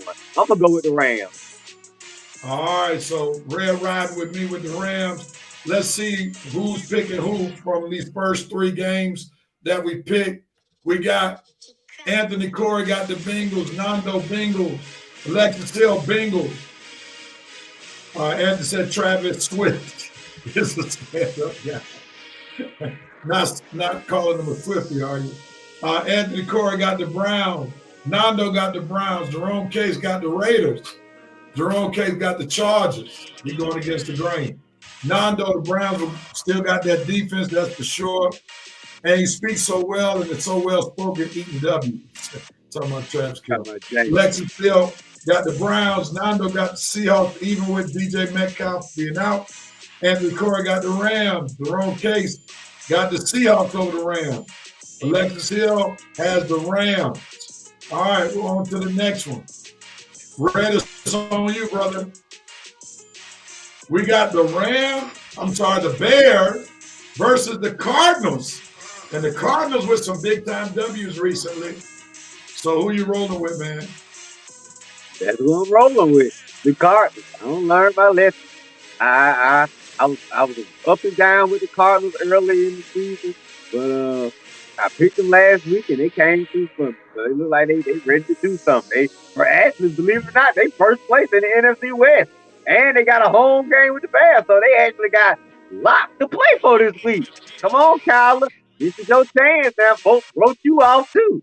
You and Marvin Harrison look like y'all clicking now.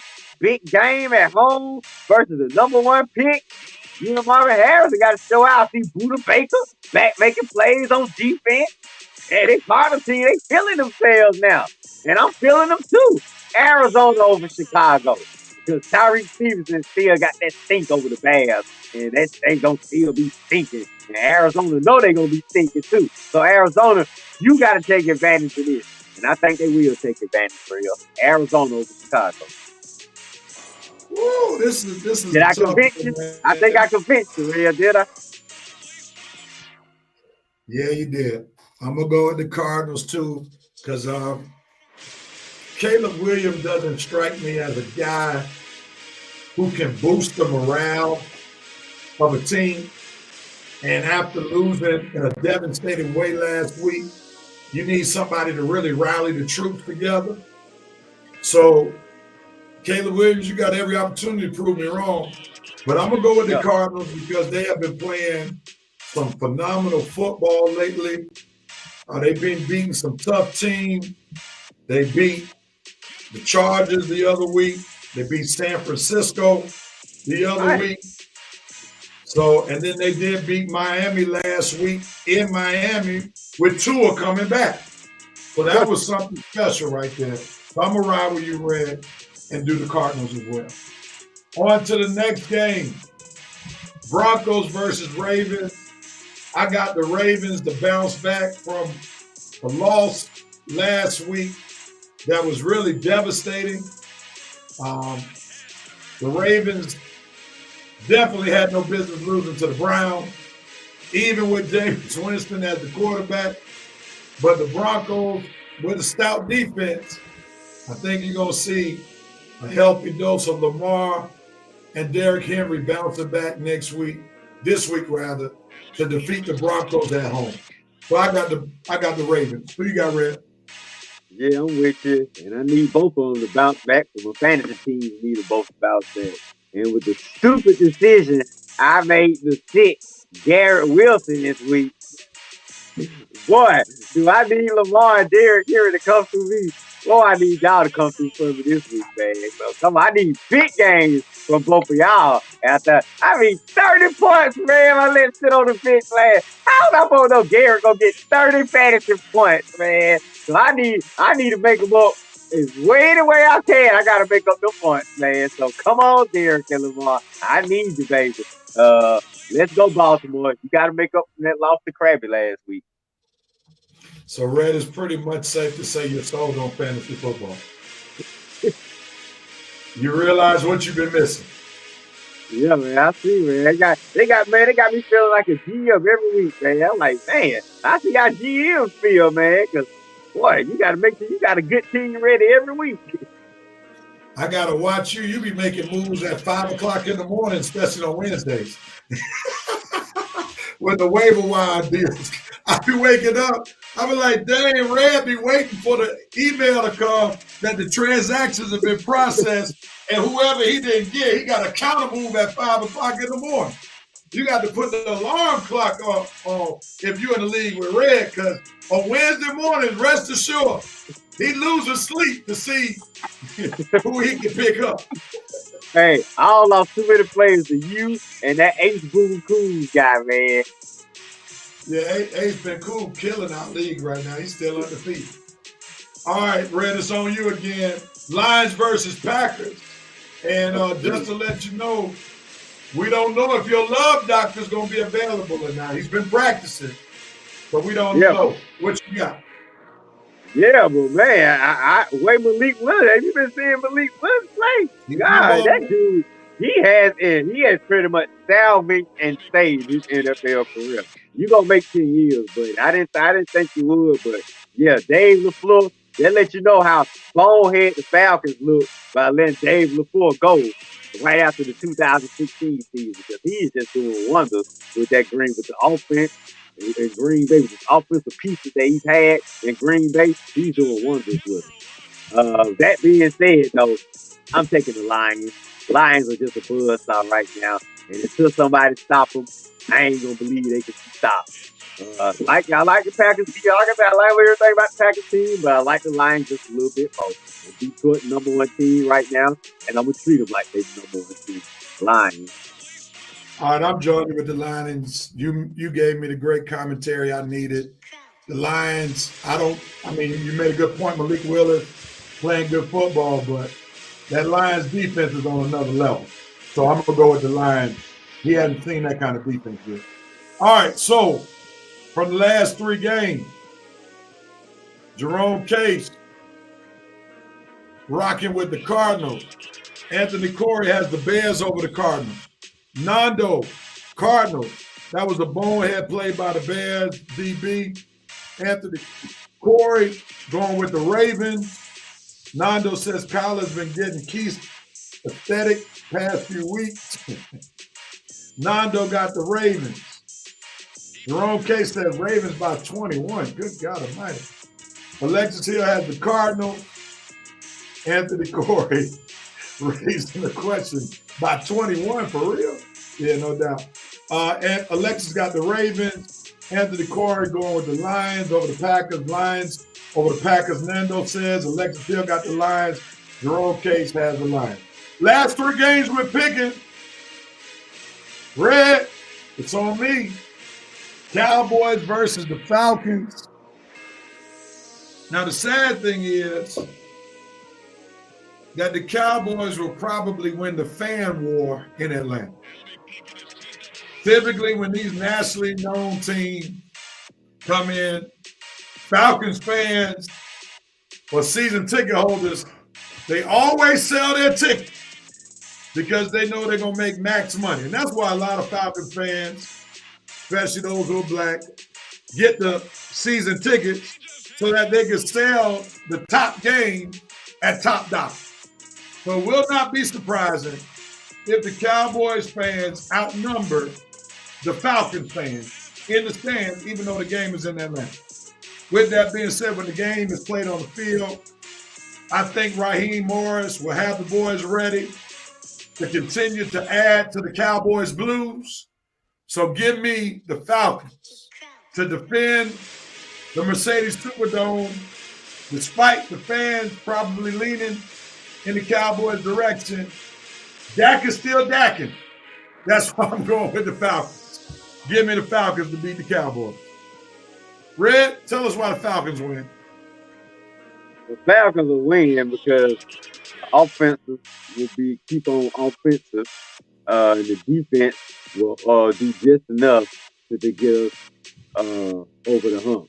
The Cowboys are just atrocious. Like, the defense has been awful to be nice. The offense has just been inconsistent. Dak is a turnover machine. The run game is really non-existent. And if you just don't focus on CD, you'll make it easy. So really, the defense, our defense should not have any problems this week. If Jimmy Lake really knows what he's doing, you should. Because the Falcons, the Cowboys only have one weapon they have, and that's CD. Take CD out the game, you take the Cowboys out the game. Falcons, our offensive weapons should continue to eat because this defense ain't been stopping nobody all year. Bijan and Tyler should continue to get their rushing numbers. Drake and Mooney should continue to get their numbers. My fantasy team should continue to eat because I got these guys on my fantasy teams as well. So I need Mooney and London to eat so my fantasy numbers can eat. So my fantasy teams can eat. And I need Kirk to eat. So one of my fantasy teams can keep eating. So you guys do what you do, Falcons, and I'll keep eating and you keep eating. And the Falcons will keep the Cowboys up 41-24. Falcons. You got the Falcons winning by 17? Yeah. Oh, my gosh. That might be a little bit too generous, Red. Think gonna be a little closer than that. Yeah, I think I would see maybe a touchdown, but 17, that's a big number. The Cowboys are struggling. The Falcons can just get a little momentum. Once we get that momentum going, we can put them out of misery. I mean, Dallas just asking for a team. They already got blown out by the Lions. They asking for it to happen again. And they coming into the dome with the Falcons ready to feast. We've been trying to feast a little bit the past 2 weeks, but the defense ain't been working with us. I think the defense will work with us a little this week. We'll sack Dak 2 or 3 times, maybe get 1 or 2 interceptions. And I think, Real, we might put up 40 spot on these boys. We might. Maybe 35. We might. Maybe 35 to 40 points on these boys. All right, man. Well, I'm going with the Falcons. We need a convincing home victory because it seems like we done lost 3 games at home and do most of our damage on the road. I want a real convincing home victory. I want to have our fans. I want to have our fans walking out there. I want the Cowboy fans walking out feeling sad and our fans walking out the stadium saying, yeah, go home, Cowgirls fans. Get out of here because we just beat you down. And I don't want no close game. I want a blowout. I got you. That's fair. I just want the Falcons to win. That's all I got. You can get the blowout if you want it. You know, you're more emotionally invested than I am. This team right here got my heart that we about to pick Buccaneers versus Chiefs. Who you got, Red? Oh, you know what I got? It's simple. Buccaneers, that's who my Falcons fighting for the division. So I ain't cheering for them to win nothing. And they playing the team that I think nobody's gonna win again. Not right now, anyway. So it's the Chiefs. He's gonna keep on winning. Stay at home, 8-0. Or what they at? Are they at home in Tampa Bay? Real? Oh, they're at home in Tampa Bay. Oh, okay. Chiefs gonna keep. They're home. 8-0. Oh yeah. Travis Kelce, going to give me some numbers for my fantasy team. Mahomes, I ain't got nowhere near my fantasy team, but hey, I know you gonna eat. Butker, Harrison Butker, I need you, baby. So you can kick a few field goals for me. But Real, come on, she's about to do the books up, man. Yeah, this one might get ugly on Sunday night, especially with the Buccaneers not having Mike Evans available, and Godwin is out for the season. Yeah, exactly. And arguably, the Chiefs' defense is the best one in the league. Mm-hmm. And even though the Buccaneers have a formidable defense, they're not going to score too many points against the Chiefs' offense. And then the game is at Arrowhead. Baker Mayfield, we might see old Baker in this game right here. The one before he got to Tampa Bay playing good football, he might have a relapse to his old bad ways in this game. So give me the Chiefs. Yeah, because he's going to be pressing trying to do too much. Yeah, trying to do too much. Last game, Colts versus Vikings. This is a tough one. The Colts make a statement. They bench Richardson in favor of Flacco. To be honest, they might really need Richardson's legs in this game against the Vikings' stout defense. And this game is in Minnesota, so I'm going to go with the Vikings at home. Colts are a little bit in disarray.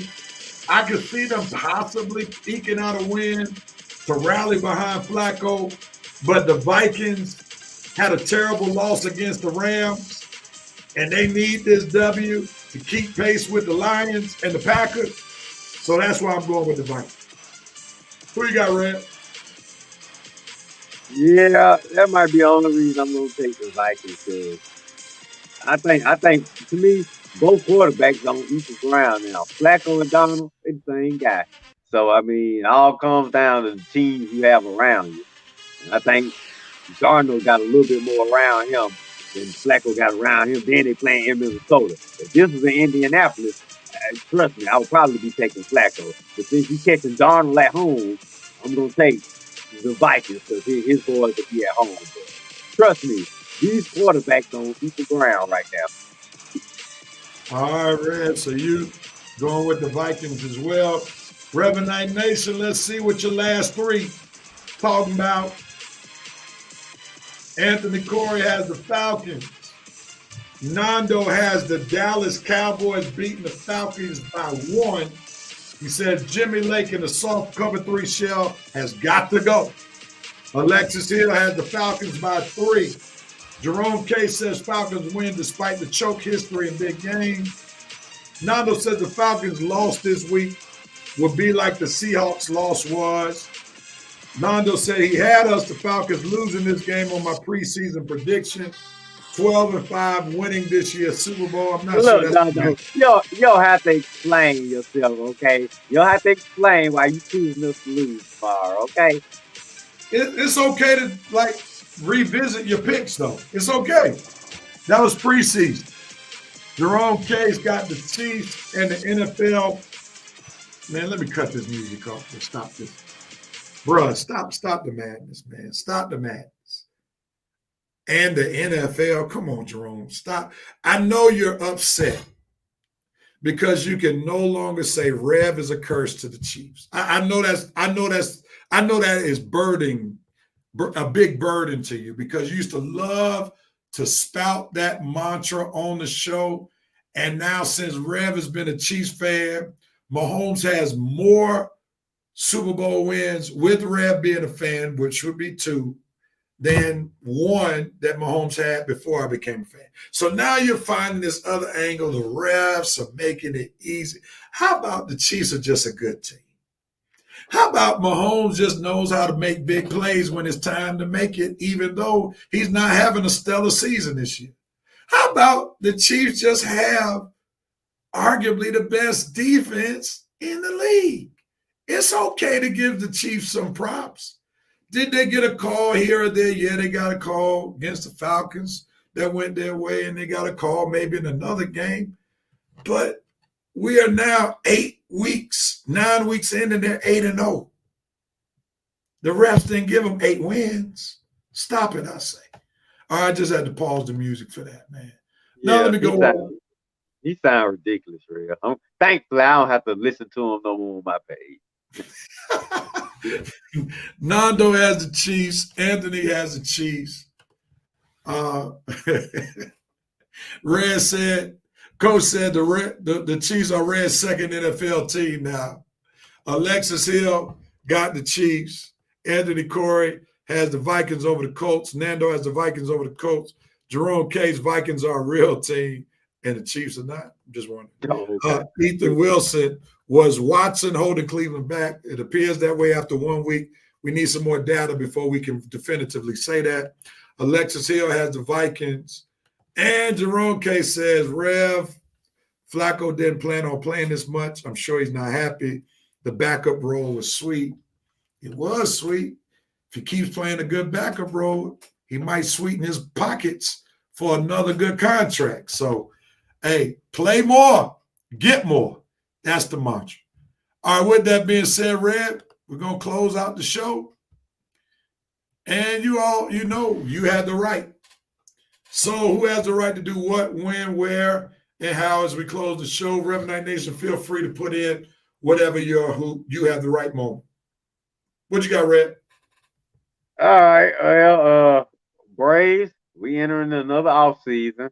And I guess I'll piggyback on what I was saying earlier. You got the right to and keep improving this team.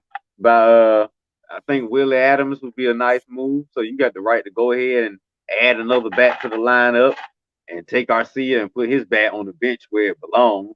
And let's go on and try to get another ring out of here. Dodgers don't got a ring. Well, but we know what happened the last time the Dodgers won the World Series, even though it was the bubble. We know who came back and won the next year. So Dodgers, my Braves might need to thank y'all because every time y'all do something, we got to come back and do something. So yeah, Braves, you got the right to just keep following history.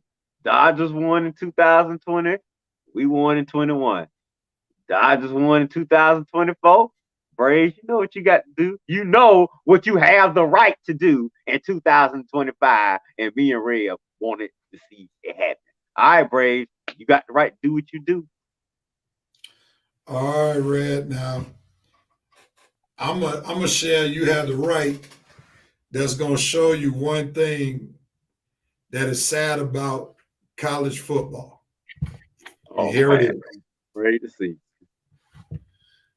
Georgia Bulldogs, you have the right to turn the cocktail party in Jacksonville, Florida, into a blowout party. Don't make this game interesting. You already got one loss. You don't need another loss, especially if you're trying to play in the SEC championship game, and you got the Texas A&M Aggies still undefeated. And you got too many other teams with one loss. So you need to handle business in Jacksonville. You got two more relatively tough games in the SEC left. You got Ole Miss and you got Tennessee. So these games you got to have. And after these games, then you're good. You got UMass and Georgia Tech to finish the season. So Georgia, you have the right to turn the cocktail party into a blowout party and let your Georgia fans leave the stadium early so they can do what they do before they head back to Georgia. That's it for me. All right, Red. I thought you would like that one. Oh, yeah. I couldn't let the show go without mentioning the cocktail party at least once. I just hope Carson Beck leave the Lamborghini at home. For sure. Or leave that girl alone before he play the game. Klay Thompson has the right to not backslide on the emotions filled first 3 games of see I'm better than Draymond. Jerome K says, Cousins, you have the right not to throw a terrible INT this Sunday. Nando says Hawks got the right to trade Trae Young to Reds Lakers at the trade deadline. The Hawks have been doing this same trade since Wilkins left Atlanta. Kyle Corey says Kyle is the Pitts. Kyle is the Pitts has the right to Forrest Gump run through the end of the end zone. All right. Thank y'all, Revenite Nation, for blessing us with your virtual presence. Episode 349. We plan to be back. Same Facebook page, same YouTube channel next week for episode 349. And we'll be ready for 350. We halfway before we get to 400, Red. Another milestone coming our way sometime next year. Episode 350 next week. So thank y'all so much for hanging out with Red and Rev and Red. It was good to go back to the old landmark of the Red and Red Sports Show for a show, because I think this might be the first time since we've been doing it virtually that you and I have done the show by ourselves. Yeah, I think so too. Old school today. Old school Red and Red, indeed. Not to say we didn't miss Coach. Not to say we didn't mind missing Lieutenant Sonar for this week. Hopefully, Coach will at least be back in the saddle next week. And Coach, we're praying for you. Want you to get well. Come back and holler at us next week. With that being said, Jerome, have a good one. Red, and you too, Red. I get the YouTube action. Okay, that's cool. Nevertheless, be blessed, everybody. See y'all next week, episode 350. We're out of here.